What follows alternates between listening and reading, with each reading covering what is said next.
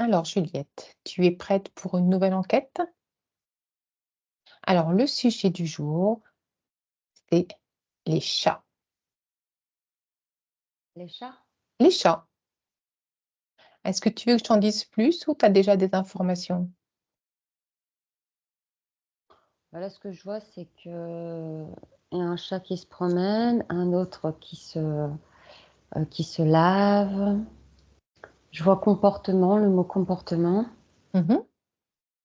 Je vois une personne aussi qui a un chat dans les bras et qui lui fait des câlins. Je vois une réunion de chats, je vois beaucoup de choses. Je vois des chats qui se réunissent. Mhm. Je vois des chats qui jouent avec des papillons. Genre qui chassent, mais en fait ils jouent, ils chassent pas. Et d'autres qui chassent. Je vois D'accord, des chats à la ferme. Je vois des chats en appartement. J'ai beaucoup de chats. d'accord. Alors, est-ce qu'il y en a un parmi tous ces chats qui veut bien venir nous parler, qui a quelque chose à dire et qui pourrait venir répondre à nos questions? Euh, j'ai euh, j'ai Mao, le chat Mao, Mhm. j'ai sa grosse tête. D'accord. Est-ce que Mao veut bien venir nous parler? Ah bah oui, parce qu'il prend vraiment toute la place, hein, Ok, bah merci Mao déjà. Alors, Mao, moi j'ai quelques questions sur les chats, parce que donc pendant l'Égypte ancienne, les chats étaient vénérés. On n'avait pas le droit de les tuer, sinon on pouvait notre tour être tué. Après, durant le Moyen Âge, durant l'Inquisition, le chat était plutôt le symbole du mal. Donc posséder un chat, c'était considéré comme maléfique, surtout s'il était noir. Ça voulait dire qu'on appartenait à la sorcellerie, etc. Moi, je vois des chats aussi qu'on tue pour Oui, oui, on a récupérer. tué énormément de chats au moment de l'Inquisition. Il y a eu beaucoup de croyances. Euh, Par exemple, un chat noir, ça portait malheur, etc. Et après l'Inquisition, là, le chat a commencé à être plus domestiqué, etc. Et puis aujourd'hui, le chat occupe une grande place dans nos familles. Euh, c'est une star sur les réseaux. Il y a beaucoup de vidéos sur les chats, etc. Il y a des bars à chats. Et au Japon, il y a même le Manekinetto, tu sais, le petit chat voilà, qui lui est symbole, c'est ça, qui lui est symbole de porte-bonheur, en fait, porte-bonheur, abondance, etc. Voilà. Est-ce qu'il peut nous dire quelque chose, justement, pourquoi les chats sont tantôt vénérés, tantôt massacrés est-ce qu'il connaît quelque chose à l'histoire des chats? Je vois qu'il y a une incompréhension. Est-ce qu'il était au Euh, courant de ça, lui? Est-ce qu'il savait ça? Attends, parce que j'ai un autre chat aussi qui intervient, c'est celui d'un dessin animé d'Alice au pays des merveilles. Ah oui. Attends. Ah, je sais plus comment il s'appelle, lui. Euh, Ok. donc Alice, celui du dessin animé Alice au pays des merveilles, il est au courant de tout ça. Mhm. Et, euh, et sinon, j'ai une image aussi, c'est des chats dans des bateaux pour chasser Oui, les souris dans les oui, bateaux. oui, oui. Donc en fait, ils sont très utiles, mais Mao, il m'a dit que l'humain peut être fourbe. Euh, C'est-à-dire, je vois, c'est comment je pourrais dire ça, le comportement de l'être humain. Tantôt, il peut être gentil et tantôt, il peut être méchant, en fait, si je peux dire ça comme ça. Euh, euh,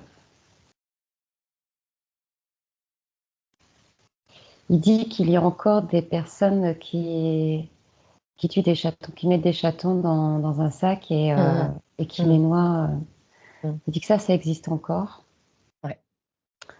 euh, dans des coins, dans des villages. Mmh.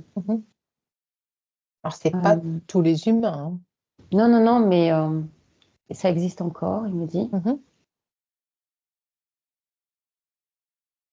Euh, et en fait, effectivement, vu que, je sais pas, je vois le chien aussi, le chien, il a été domestiqué plus tôt que le chat. Donc c'est seulement maintenant qu'on commence à comprendre le chat, en fait, et que le chat, on appelle aussi Mao, par exemple, est un chat-chien. D'accord. Je l'appelle, il répond. Enfin, voilà, c'est Un chat qui a le comportement d'un chien, en fait. presque. Ouais, ouais, ouais. Et c'est très intelligent, un chat. Mais c'est vraiment quand il veut. Mais c'est très, très intelligent, lui. Parce qu'il est domestiqué depuis plus tard, on va dire, que par rapport au chien. Mmh. Mais je vois aussi un chat, parce que tu me parlais d'Instagram, et je voyais du coup une image sur Insta, un chat au bord d'une barque, en fait, et il est là en train de se promener ouais, avec ses humains, soit sur un voilier ou alors ou sur une barque, Mmh. un chat qui voyage. Donc, en fait, il y a une intelligence hein, chez le chat. Oui. Euh, c'est quoi ta question? Alors, comment ça se fait que le chat a été vénéré et puis, chassé, sacrifié et maintenant on revient on ne dit pas qu'on les vénère, mais on les aime, quoi. Enfin, ils font partie de notre famille aujourd'hui. Moi, je vois des femmes qui ont des chats. Mmh. Et du coup, ce sont des hommes avec leurs fourches. Enfin, Oui, donc c'est peut-être une histoire. En fait, il y a beaucoup de choses à dire. Je vais essayer de. Euh, Là, je suis plus au niveau de la sorcellerie où les chats, ils ont été vraiment. Euh, C'était une époque où ils étaient vraiment mal vus. mmh, Parce que ce sont beaucoup. En général, c'était des femmes qui étaient à- amies avec les chats, en fait. d'accord Euh, et comme elles étaient considérées comme sorcières, du leur coup, ami était voilà, un chat. c'est ça, D'accord, exactement. Parce qu'il y a une liaison là-dessus. Tiens, le chat, OK.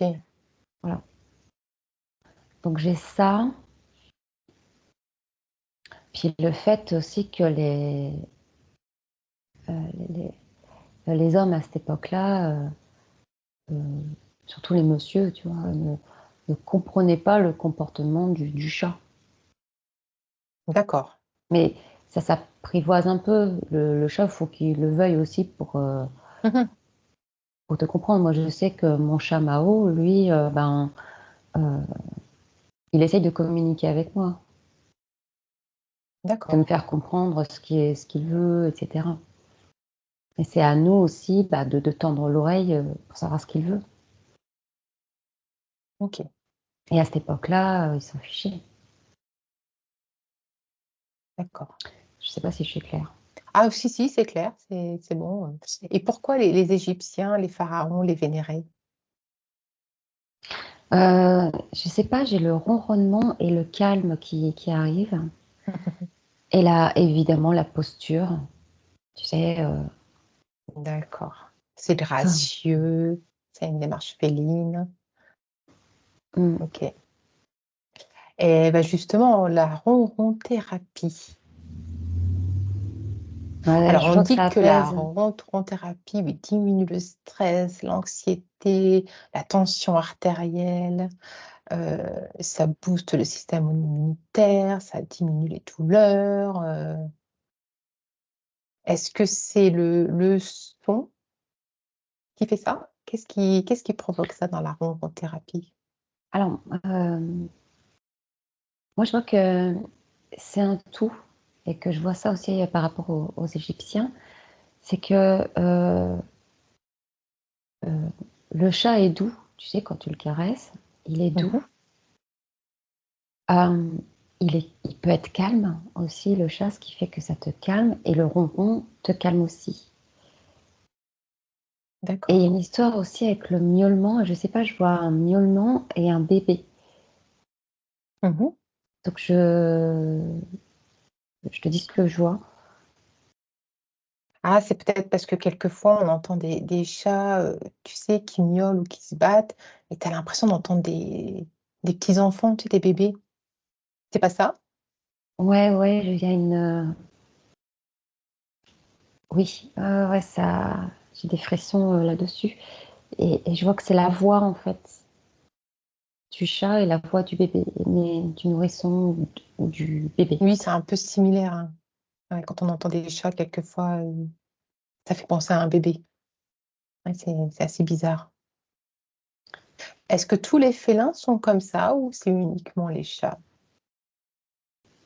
Le ronronnement, Oui. alors, je vois qu'il y a, je sais pas, c'est un tigre. Ouais, c'est ça. Alors, c'est un tigre qui est dans un grand domaine clos, donc, Mmh. donc il est protégé. Et lui, il ronronne, et normalement, il ne devrait pas ronronner. Ah tiens, c'est marrant ça. Et pourquoi ils ronronnent? Attends, parce que moi, j'ai ronron, j'ai le mot, euh, alors j'ai le mot content, et j'ai un autre mot qui s'affiche, apaisement. Ah, attends, j'ai plusieurs images. J'ai la maman chat euh, qui apaise son chaton avec le ronron. Mmh. Et là, du coup, ça me revient sur le tigre. Oui, Normalement, le tigre ne devrait pas ronronner quand il est adulte. Mais celui-là, il ronronne. d'accord. Et il est souvent avec des humains. Je vois une femme qui est capable de le caresser. D'accord, parce qu'il est plus ou moins domestiqué, quoi. Enfin, ouais, il a affaire à des humains. Je ne sais pas si c'est ça, mais en fait, il est resté un peu bébé dans sa tête. D'accord. Alors, il sait qu'il est adulte, mais il a un côté bébé et du coup, le ronron bah, le rassure. Et effectivement, ouais, parce que quand il voit la femme, euh, il lui montre qu'il est content de la voir, effectivement. Oui, C'est sa façon de pouvoir communiquer avec cette femme pour qu'elle puisse le comprendre aussi. ouais, entre autres. Il y a d'autres gestes, il y a les regards. Mm. OK, Il aime OK. jouer avec elle. Elle a un peu materné, en fait. C'est peut-être pour ça qu'il ronronne encore avec elle. Bah, c'est une joie à chaque fois des retrouvailles, en fait. Oui, mm. Ouais, c'est ça. OK, Il y a un peu, parce que c'est un peu materné, effectivement, et du coup, il y a le ronron qui revient. OK. Pour en revenir à la ronron-thérapie, heu, est-ce que le chat est conscient du bien qu'il fait à l'humain quand il vient ronronner, à côté de lui? Oui, et puis je vois qu'il se frotte aussi contre l'humain. Ça veut dire quoi quand il vient se frotter? Il laisse des phéromones, il laisse une empreinte, en fait. D'accord. Alors, euh, moi, je vois que c'est en signe d'amitié. Mmh. Bonjour, amitié. Euh, alors, je voudrais pas dire l'appartenance, mais voilà, le fait, est-ce que je vois le chat qui se frottait rapidement au passage au niveau des jambes, tu sais, Mhm. d'un humain, avec la queue en l'air. Donc, c'est une sorte de dire bonjour, et puis en même temps, il laisse son empreinte sur l'humain, D'accord. que je vois qu'il y a quelque chose qui reste sur l'humain. Euh, voilà, il est allé voir cet Mhm. humain-là, quoi, et tous les autres chats le verront. Euh, Attends, la ronron-thérapie, je vois qu'en fait, que le chat ressent, je sais, ressent les émotions de l'humain Mhm. à une plus ou moins haute fréquence, enfin, tout dépend, D'accord. mais il peut recevoir,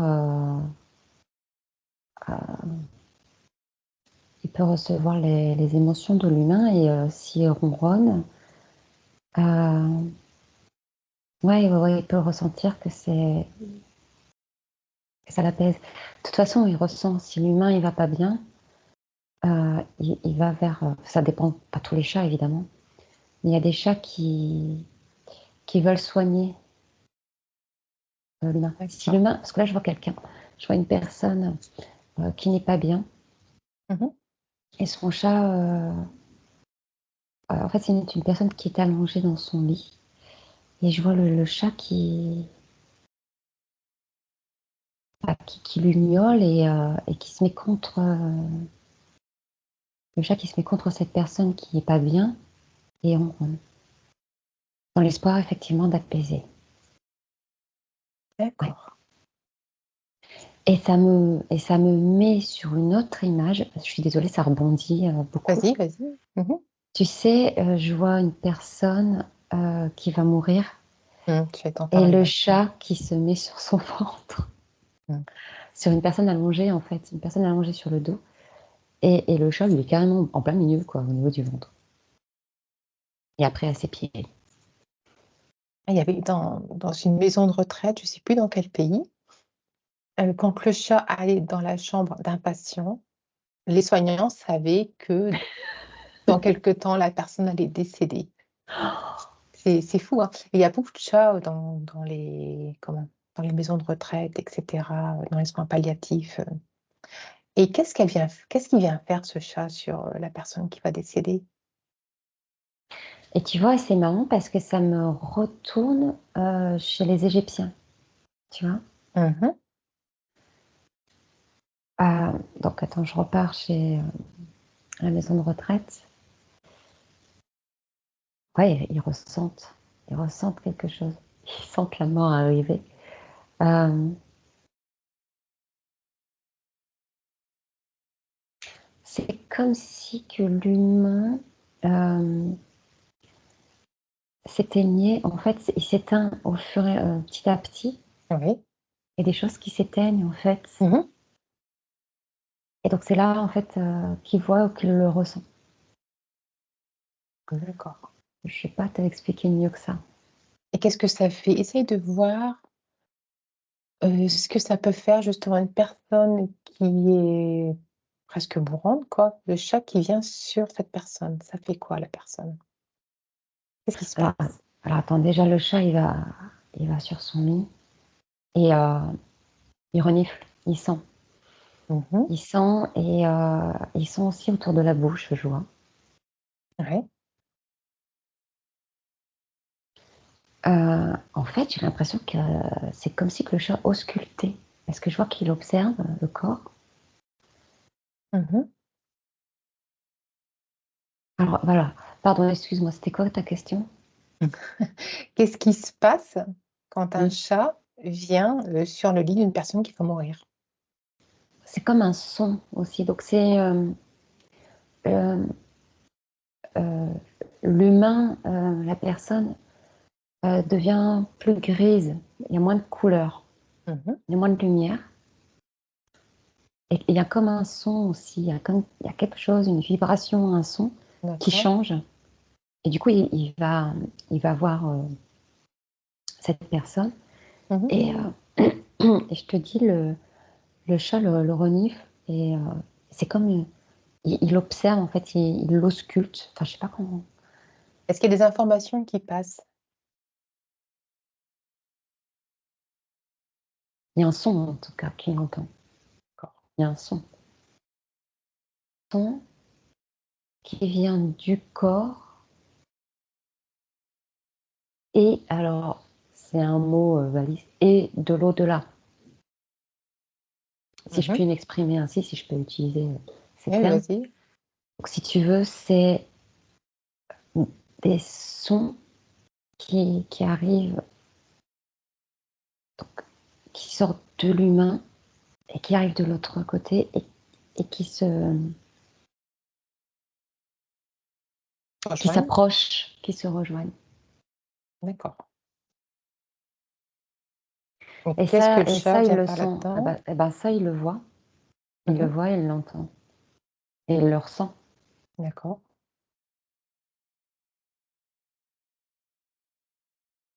Et je vois qu'il observe. Au moment où l'humain part, Mmh. il observe ce moment-là parce qu'il le voit.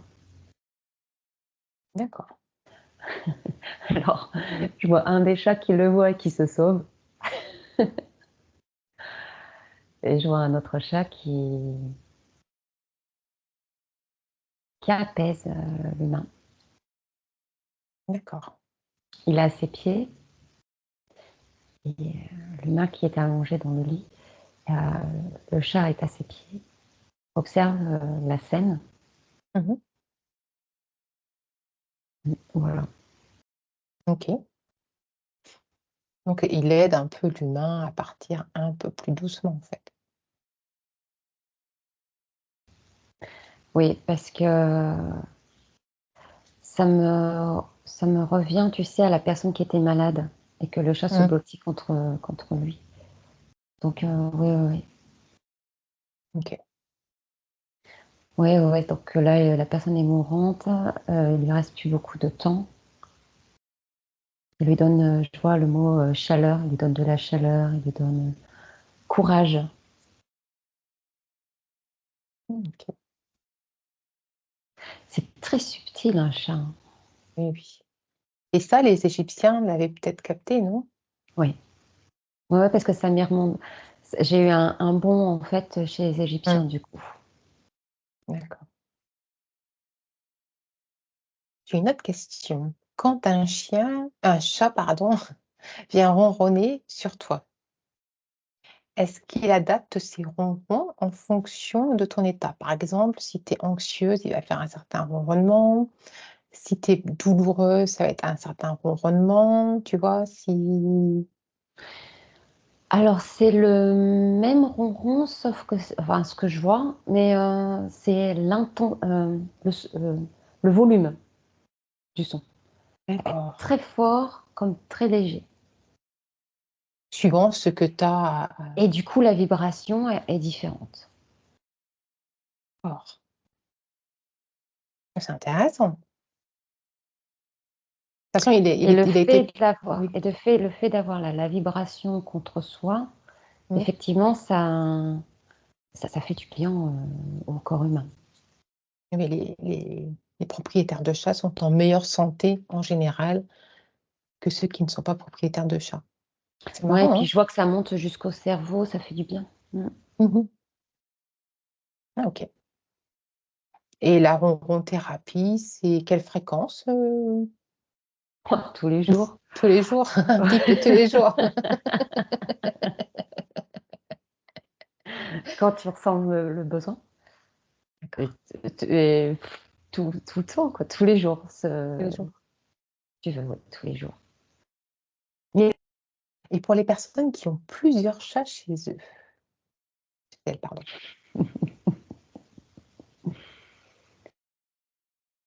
ça en fait de la nourriture. Ouais. Hem, Et des litières. mmh, qu'elle est encore en meilleure santé ou un chat suffit pour toute la famille? Alors, ça, c'est très complexe, le chat et le comportement du chat. Mmh. Hem, Tout dépend aussi comment tu éduques ton chat, comment tu l'élèves.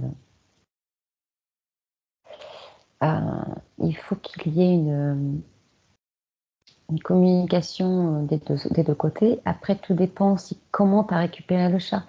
S'il a été sevré ou pas.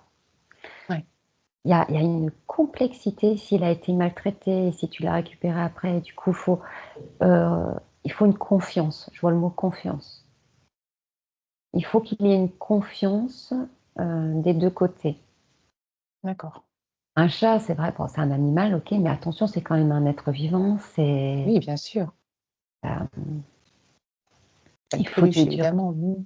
voilà, c'est ça. Il y a du respect et il faut comprendre ce que l'autre fait et pourquoi il miaule, pourquoi il fait ça, enfin, essayer de comprendre. Mmh. Donc avoir un chat pour toute la famille, effectivement, ça peut être suffisant. D'accord. Bah, merci, j'ai plus de questions. Est-ce que tu aurais un message d'un des chats qui est venu vers toi ou Je plusieurs revois Mao. messages? Mmh. Alors, est-ce que Mao aurait un Hem, message?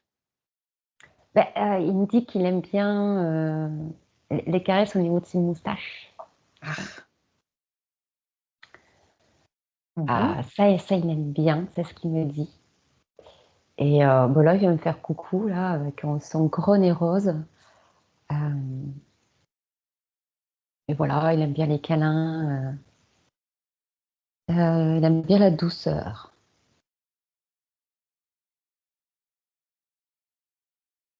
Sinon un autre message,